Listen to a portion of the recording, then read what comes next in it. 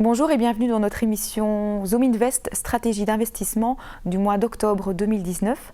Dans cette édition, nous allons parcourir en compagnie de Gauthier Cassirs, membre du comité d'investissement, les décisions prises ce mois-ci par CBC. Bonjour Gauthier. Bonjour Gwendoline. Alors Gauthier, la Banque centrale européenne a annoncé de nouvelles mesures. La dernière fois qu'elle avait proposé ce genre d'action, c'était en pleine crise de l'euro. Est-ce que la situation est comparable ? Alors au niveau financier, pas du tout. On se retrouve aujourd'hui avec des taux d'intérêt qui sont extrêmement et historiquement bas. Donc à ce niveau-là, il n'y a pas vraiment de tension. Au niveau économique, par contre, c'est une autre histoire. Donc là, on se retrouve aujourd'hui avec une industrie manufacturière qui est vraiment en chute, qui est en déclin dans le monde entier. Et on retrouve notamment l'économie allemande qui en partie particulièrement. Donc alors on retrouve également des signes de faiblesse industrielle ici et là en Europe, mais malgré tout ça reste moins marqué que chez nos voisins d'outre-Rhin.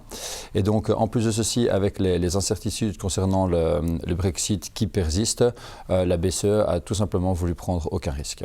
D'accord. On évoque un nouveau bazooka de Mario Draghi. En quoi consiste ces mesures concrètement ? Alors tout d'abord, il y a le taux de dépôt donc à la Banque centrale européenne qui a été diminué de 0,10%. Donc il était jusqu'à présent négatif, moins 0,4% et il est maintenant à moins 0,5%. Mais le plus important, c'est surtout que les prêts au secteur bancaire à moyen terme vont être moins chers. Et à côté de ça, la BCE a aussi annoncé qu'elle allait relancer son programme de rachat d'obligations à hauteur de 20 milliards d'euros par mois, et ce pour une durée indéterminée. Et donc pour reprendre vraiment les termes de Mario Draghi, donc le président de la BCE, au niveau de la durée de ce programme, ce sera aussi longtemps que nécessaire. D'accord. Alors, les taux d'intérêt sont presque partout négatifs. Est-ce que ce genre de mesures peuvent encore être efficaces ? Écoutez, très bonne question. Mario Draghi donc, a lui-même indiqué que les politiques monétaires commençaient à atteindre progressivement ses limites et qu'il incombait maintenant au gouvernement de prendre les mesures nécessaires pour relancer leur économie. Peut-on s'attendre à d'autres actions dans ce domaine ? Alors oui, mais de manière limitée. Donc il semblerait que l'Allemagne soit prête à prendre certaines mesures pour relancer son économie, mais qu'elle attendrait encore quelques indicateurs quant à la détérioration de son économie. Concernant les autres pays de la zone Europe, on retrouve la marge de manœuvre est assez limitée. Donc il ne faut pas s'attendre à des injections budgétaires très significatives. Et concernant le Brexit, qu'en est-il ?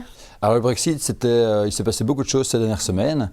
Donc on voit que le plan de Boris Johnson, qui était donc de mettre le Parlement britannique de côté et donc de proposer de garder un Brexit dur comme plan B en cas de non-accord avec l'Union européenne d'ici le 31 octobre, a été écarté par le Parlement britannique, ce qui signifie tout simplement que la probabilité, les chances d'un Brexit dur ont diminué tout simplement. Donc aujourd'hui, le scénario le plus probable, c'est un report du Brexit, mais ça veut aussi dire que tout simplement que les incertitudes persistent. Et le prix du baril de pétrole a fait un bond récemment ? Alors oui, tout à fait. Donc les attaques surprises sur les installations pétrolières en Arabie Saoudite ont provoqué une forte hausse du cours du pétrole. Mais malgré tout, il ne faut pas s'attendre à une réelle pénurie parce que d'une part, tout est mis en œuvre pour que la production se rétablisse et d'autre part, les stocks sont relativement importants. Donc voilà, on estime que la page devrait être relativement vite tournée à condition qu'il n'y ait pas de nouveaux conflits, bien sûr, dans la région. C'est d'autant plus souhaitable que l'économie actuelle étant relativement fragile, aurait du mal à résister à une forte augmentation du baril de pétrole pour une période prolongée. Comment se constitue un portefeuille d'investissement dans ces conditions ? Alors c'est difficile parce que d'une part, donc on a les obligations qui ont un taux d'intérêt qui est négatif et qui vont le rester encore pendant longtemps, donc ce qui rend tout simplement les obligations très peu attrayantes.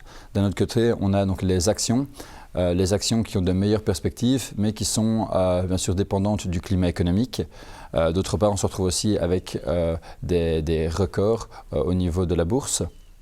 Se tenir à l'écart n'est pas non plus une solution parce qu'on a les taux d'intérêt à court terme qui sont eux aussi négatifs et donc nettement inférieurs au niveau de l'inflation.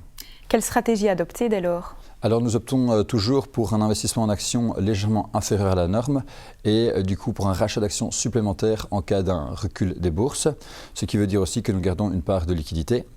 Au niveau des obligations, on va investir dans les obligations à court terme, les obligations d'État à court terme, parce que voilà, malgré tout, même si le taux d'intérêt est négatif, si l'économie continue à se détériorer, ce qui n'est toutefois pas ce que nous prévoyons, l'augmentation des cours des obligations permettra tout simplement d'amortir les investissements en actions. Merci Gauthier. De rien. Et merci à tous de nous avoir suivis. Si vous avez encore des questions concernant ces matières, n'hésitez pas à prendre contact avec votre chargé de relations.